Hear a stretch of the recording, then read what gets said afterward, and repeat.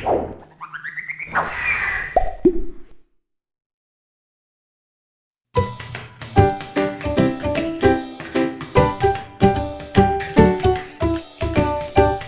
Tears, வணக்கம் தமிழ் மக்களே, எல்லோரும் எப்படி இருக்கீங்க?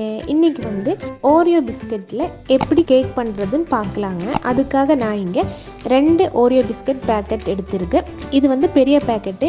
நீங்கள் சின்ன பேக்கெட் எடுக்கிற மாதிரி இருந்தீங்கன்னா 4 பேக்கெட் எடுத்துக்கோங்க. இனி இது மிக்ஸி ஜாரில் போட்டு நல்லா பவுடர் பண்ணணும். அதுக்காக நான் இங்கே ஒரு மிக்ஸி ஜார் எடுத்து வச்சுருக்கேன். அதுக்குள்ளார 1-2 உடச்சி போட்டுக்கோங்க. இனி இது பவுடர் பண்ணி எடுக்கணும்.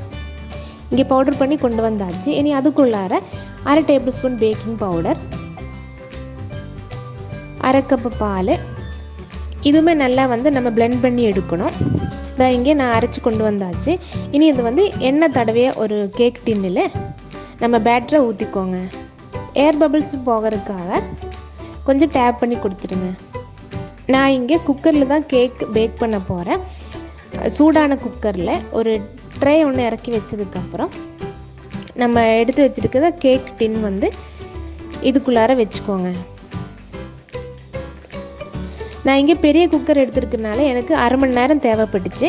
நீங்கள் சின்ன குக்கர் எடுக்கிற மாதிரி இருந்ததுன்னா உங்களுக்கு 20 நிமிஷமே போதும். விசில் போட தேவையில்லை. நீங்கள் இது குக்கரை மூடி வச்சு 30 நிமிஷம் வெயிட் பண்ணிக்கோங்க. இங்கே 30 நிமிஷம் ஆயிடுச்சு, நல்லாவே வெந்திருக்குது. இனி இது ஒரு டூத் பிக்கோ ஒரு குச்சி வச்சுட்டு நீங்கள் குத்தி பாருங்கள். மாவு ஒட்டலைன்னா நல்லா கரெக்டாக வெந்திருக்குன்னு அர்த்தம்.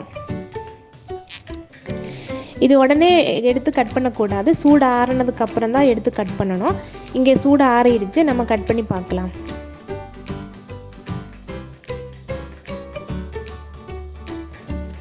இங்கே பாருங்கள் எவ்வளோ சாஃப்டாக இருக்குதுன்னு.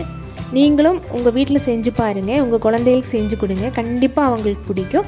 இந்த வீடியோ பிடிச்சிருந்தா லைக் பண்ணி ஷேர் பண்ணுங்கள். இன்னுமே சப்ஸ்கிரைப் பண்ணாமல் பார்க்குறீங்கன்னா சப்ஸ்கிரைப் பண்ணி சப்போர்ட் பண்ணுங்கள். நன்றி, வணக்கம்.